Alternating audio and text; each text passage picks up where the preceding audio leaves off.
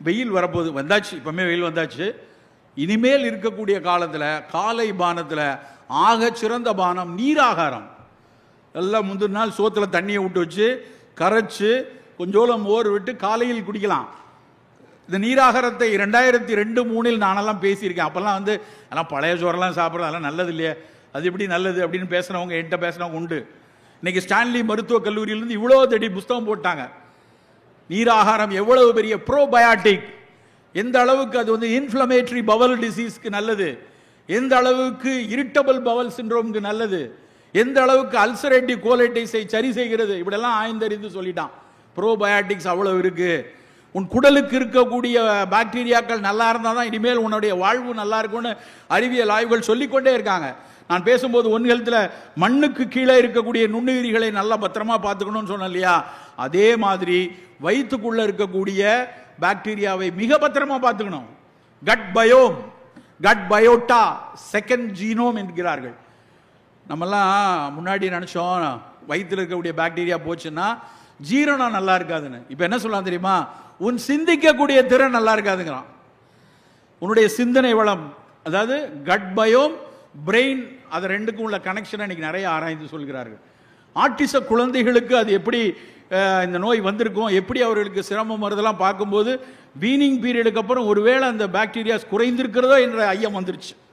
அப்படியான ஆய்வுகள் கூடிக்கொண்டே இருக்குது. ஒரே ஒரு சின்ன நடந்த வரலாற்று சம்பவம் உங்களுக்கு தெரிஞ்சிருக்கணும்.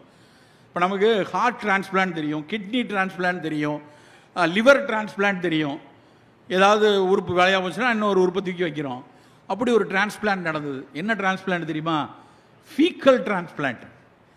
குடலில் புண்வாப்பட்டு ப்ரோபயாட்டிக்ஸ் எல்லாம் உள்ளே போகாமல் உள்ள நல்லது பாக்டீரியா வேணும் அப்படிங்கிறப்ப ஒரு நல்ல மலத்தை, நல்லா புரிஞ்சுக்கணும், நல்ல மலத்தை, ஒரு ஆரோக்கியமான மனிதனுடைய கழிவை, அந்த மலக்கழிவை எடுத்து இந்த மாதிரி அடிக்கடி நோய்வாய்ப்பட்டு இருக்கிற ஒருத்தனுடைய குடலில் கொண்டு போய் டிரான்ஸ்பிளான்ட் பண்ணாங்க.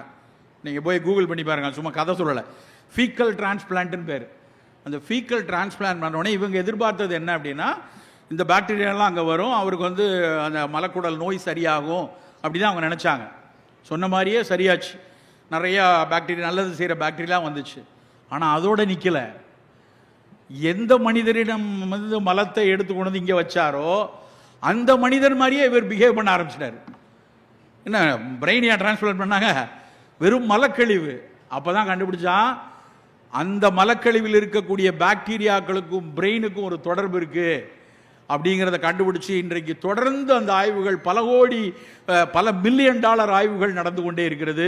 இப்போ கேப்சூலாலாம் வந்துருச்சு. இந்த மலம் கேப்சூலா எப்படி மலத்தை அள்ளி கொடுத்தா எப்படி சாப்பிட முடியும் அப்படின்னு அதிலிருந்து கேப்சூல் டேப்லெட்லாம் இன்றைக்கி வர ஆரம்பிச்சிருச்சு.